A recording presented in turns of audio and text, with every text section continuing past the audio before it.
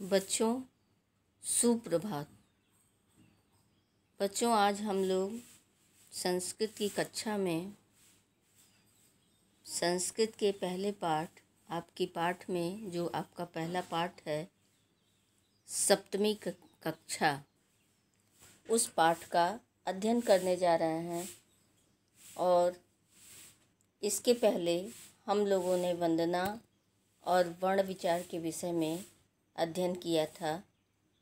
तो आपके संस्कृत के पाठ का जो पहला पाठ है सप्तमी कक्षा, उस पाठ का अध्ययन करने जा रहे हैं। आइए पाठ की ओर चलते हैं। आपके पाठ में आप देख रहे हैं कि चित्र बना हुआ है एक विद्यालय का, और एक बालिका दिखाई दे रही है। आपके दाहिने तरफ कक्षा में बच्चे बैठे हुए हैं और अध्यापिका उन्हें पढ़ा रही हैं। तो इस चित्र को देखने से आपको एक विद्यालय का चित्र दिखाई दे रहा होगा। इसमें पाठ में आए चित्र को देखो, किसका चित्र है, छात्राएं क्या कर रही हैं, अध्यापिका क्या कर रही हैं, और आप लोग सामान्यतः कक्षा में क्या करते हैं। ये सारी चीज़ें आपके इस पाठ में दिखाई गई हैं और बताई गई हैं।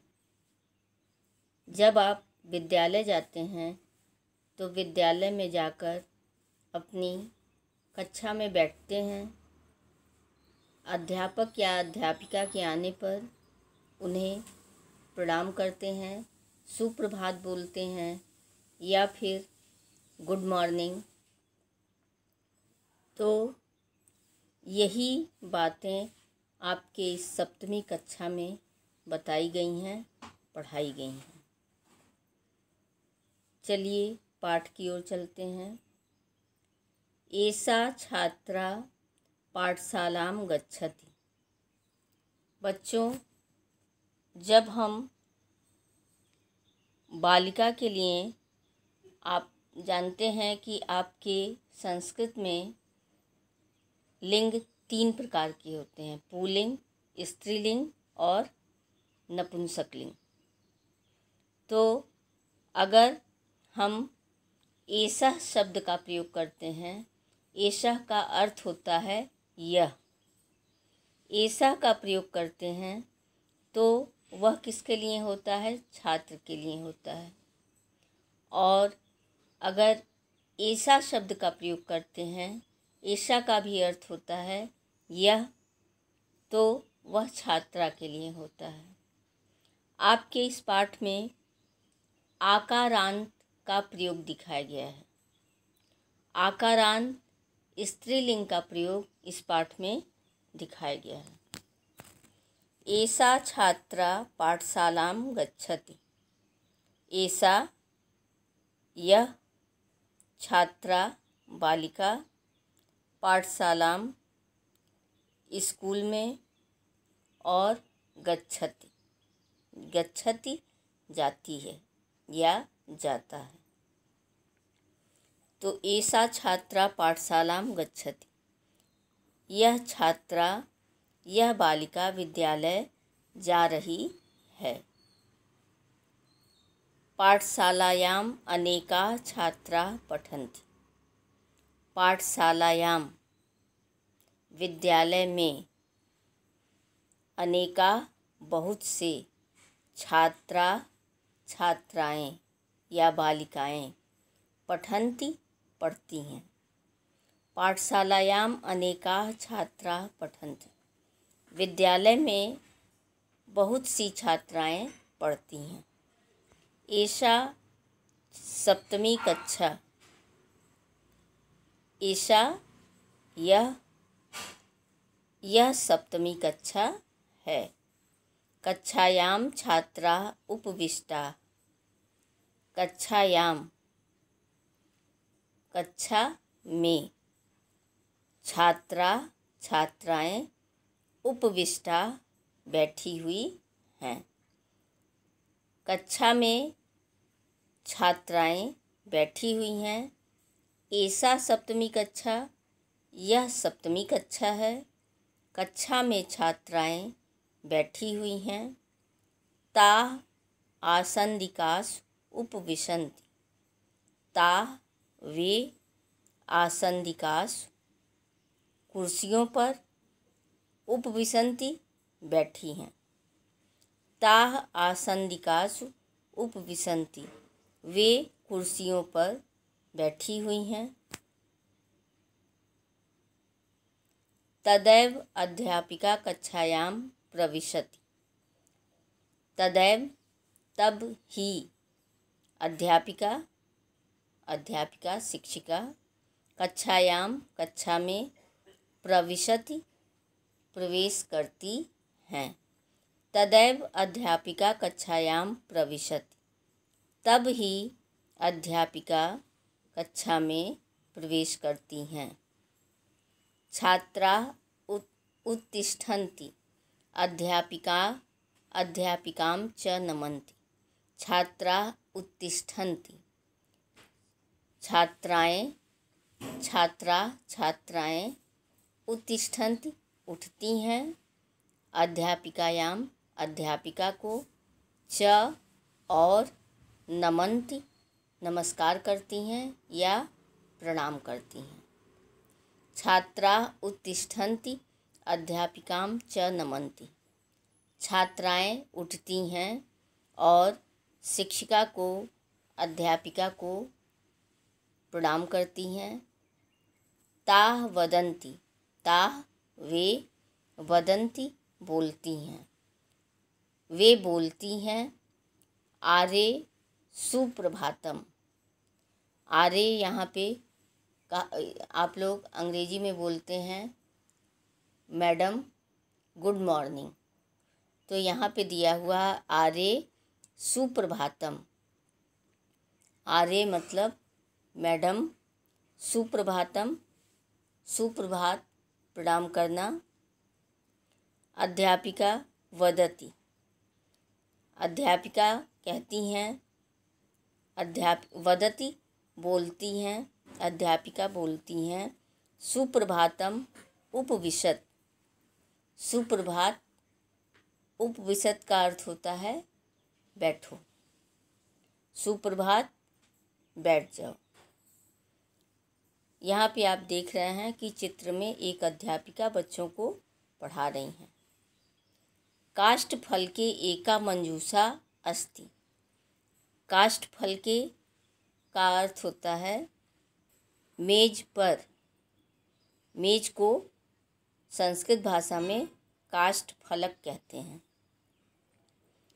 एका एक, मंजूषा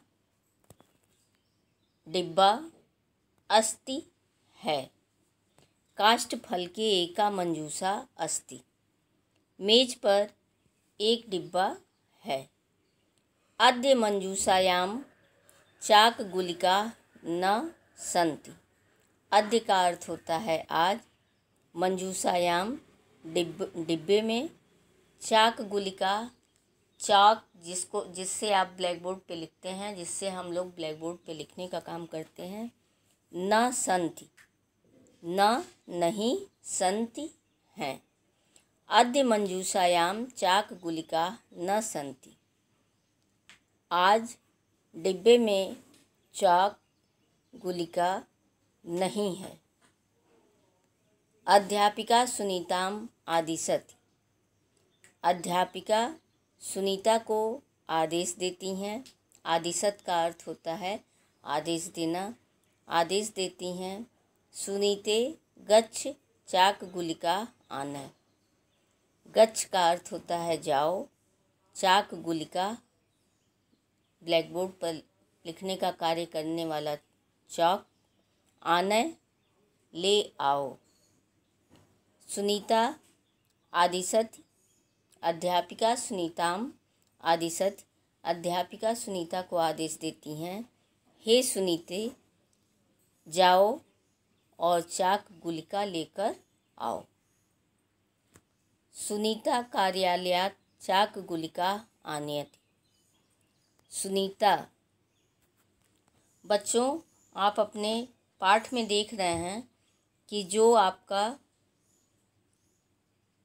मोटे मोटे अक्षरों में हाइलाइटेड करके जो वाक्य लिखे हुए हैं, जो शब्द लिखे हुए हैं, जैसे कक्षायाम, छात्रा, अध्यापिका, अध्यापिका, ये आपके आकारांत स्त्रीलिंग शब्दों को इसमें हाइलाइटेड किया गया है, उसको दिखाया गया है कि ये सारे शब्द क्या हैं, आकारांत स्त्रीलिंग हैं। जैसे आप जब यहाँ पे सुनीता शब्द का जो हम उच्चारण कर रहे हैं, तो लास्ट में जो आपका आ का उच्चारण हो रहा है वह क्या है, आकारांत स्त्रीलिंग। सुनीता कार्यालयात चाक गुलिका आनयति। सुनीता कार्यालय में जाकर चाक गुलिका आनयति लेकर आती है। सुनीता कार्यालय में जाती है और चाक गुलिका लेकर आती है। फलके च स्थापयति। फलके काष्ठ फलके मेज पर। फलके च स्थापयति, च का अर्थ होता है और। सुनीता कार्यालय में जाती है, चाक गुलिका लेकर आती है और मेज पर रख देती है। शिक्षिका चाक गुलिकया श्यामपट्टे लिखति।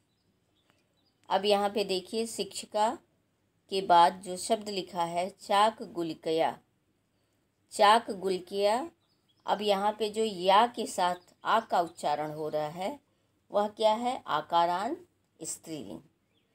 तो शिक्षिका चाक गुलिकया श्यामपट्टे लिखति। अध्यापिका चाक गुलिका से श्यामपट्टे, ये आपका शुद्ध हिंदी और संस्कृत का शब्द है और उसे हम लोग अंग्रेजी में कहते हैं ब्लैक बोर्ड। तो शिक्षिका चाक गुलिका से ब्लैक बोर्ड पर लिखती हैं, लिखती है। सा बालिका संस्कृतं पाठयति। सा वह बालिका छात्राओं को संस्कृत पाठयति पढ़ाती हैं। वह लड़कियों को, वह बालिकाओं को संस्कृत पढ़ाती हैं। बालिका अध्यापिकाया संस्कृतं पठन्ति। बालिका छात्राएं अध्यापिका से संस्कृत पढ़ती हैं। लड़कियां अध्यापिका से संस्कृत पढ़ती हैं या छात्राएं अध्यापिका से संस्कृत पाठ को पढ़ती हैं। अब यहाँ पे देखिए कि आपका जो अस्ति है, संति, हैं, आनय, ले आना, आनयति, ले आना, स्थापयति, रखना, लिखति, लिखना, पाठयति, पढ़ाना, पठन्ति, पढ़ती हैं। ये सारे आपके पठ धातु, लिख धातु, स्था धातु, इन शब्द के रूपों के रूप में इन शब्दों का प्रयोग करके वाक्यों को बनाया गया है। यदा ताः कोलाहलम कुर्वन्ति। यदा का अर्थ होता है जब, ताः वे, कोलाहलम ध्वनि, शोर, कुर्वन्ति करती हैं। यदा ताः कोलाहलम कुर्वन्ति, जब वे कोलाहल करती हैं, जब वे शोर करती हैं, शिक्षिका बालिका वदति, अध्यापिका छात्राओं को बोलती हैं। अलम कोलाहलेन तुष्णीं तिष्ठत्, बालिका छात्राएं वदति बोलना। अलम मत, अलम का अर्थ होता है मत या बस और नहीं। कोलाहलेन शोर, आवाज़, ध्वनि। तुष्णीं, तुष्णीं का अर्थ होता है चुपचाप। तिष्ठत् बैठ जाओ। यदा ताः कोलाहलं कुर्वन्ति, जब वे शोर करती हैं तो शिक्षिका बालिकाओं को, छात्राओं को बोलती हैं कि अब शोर नहीं करो और चुपचाप बैठ जाओ। तथापि सुनीरा सुनीता च परस्परम वदतः, जब शिक्षिका छात्राओं को शांत होने के लिए कहती हैं, तथापि उसके बाद भी सुनीरा और सुनीता जो यहाँ पे शब्द लिखे हुए हैं वो क्या हो गए? आकारांत स्त्रीलिंग। च और परस्परम आपस में, वदता बात करती हैं।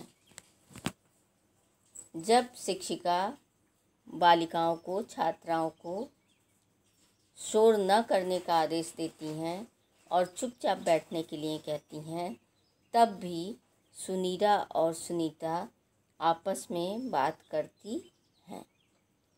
तदा अध्यापिका वदति, तदा का अर्थ होता है तब, अध्यापिका शिक्षिका, वदति बोलती हैं।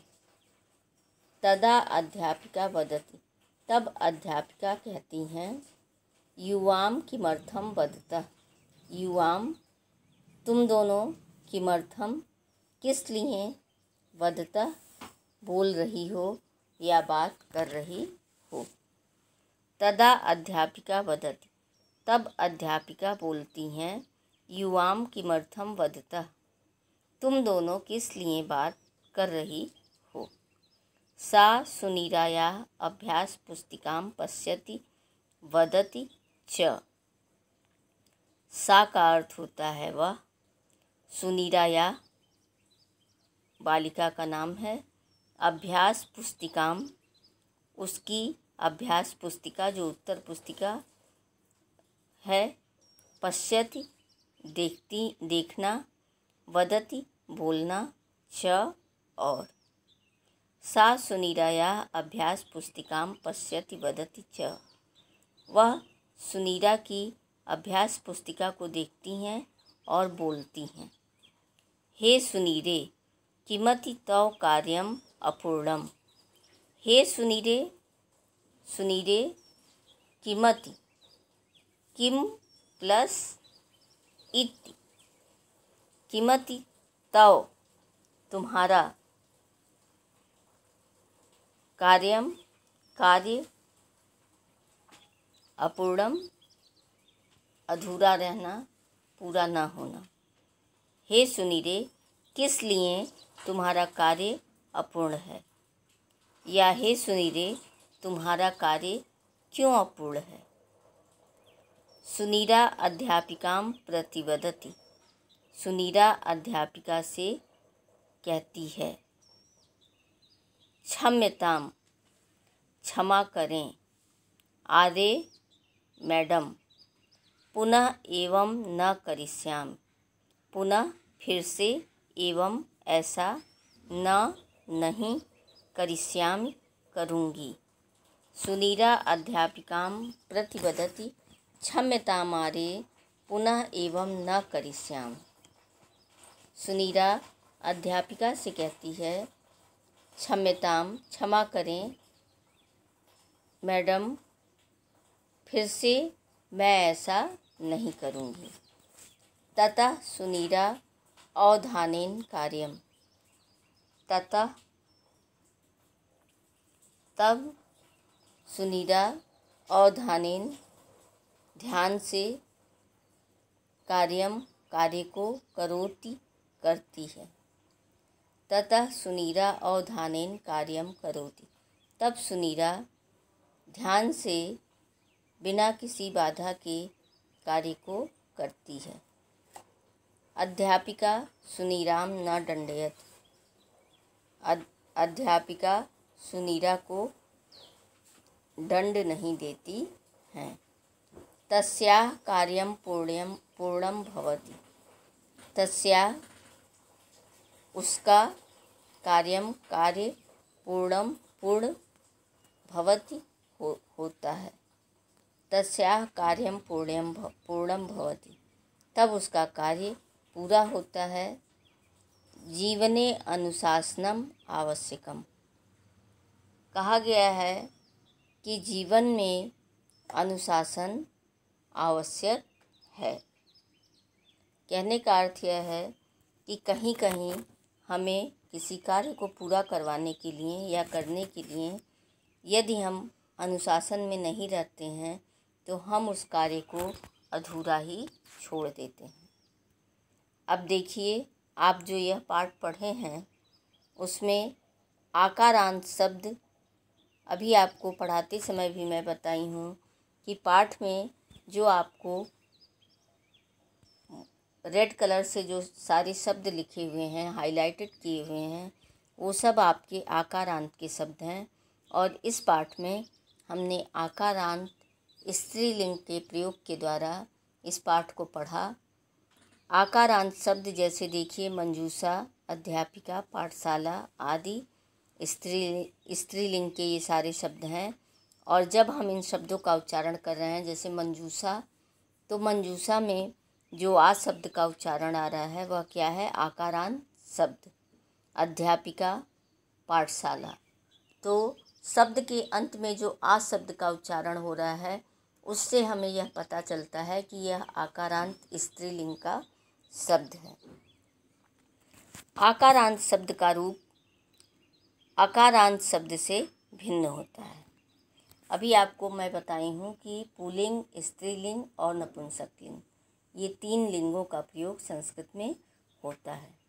तो आकारांत शब्द जो होते हैं वो स्त्रीलिंग के होते हैं और अकारांत ये आपके पुल्लिंग के होते हैं। जैसे यहाँ पे बताया गया है कि विद्यालय, पाठशालायाम, तो विद्यालय में अकारांत पुल्लिंग है और पाठशालायाम आकारांत स्त्रीलिंग है। और जब हम इसको शब्द रूप में पढ़ेंगे तो इन दोनों में क्या है? सप्तमी एकवचन है। उपपद अलम के योग में तृतीया का प्रयोग है। जैसे अलम कोलाहलेन, पाठ में आपने पढ़ा कि अलम कोलाहलेन, अलम का अर्थ आपको बताए थे कि अलम का अर्थ होता है मत या बस और नहीं। तो शिक्षिका बच्चियों को कहती हैं कि अब और शोर मत करो और चुपचाप बैठ जाओ। तो इसमें अलम के योग में तृतीया का प्रयोग है, तृतीया विभक्ति है। सरल आदेश वाक्य लोट लकार, मध्यम पुरुष, जैसे गच्छ, गच्छ मतलब जाना, तिष्ठ एक वचन, गच्छत और तिष्ठत में बहुवचन। ये सारे आप जब धातु रूप पढ़ते हैं तो लट, लिट, लोट, ये सारे आपके शब्द रूपों के रूप में हम लोग अलग अलग उसका अध्ययन करते हैं।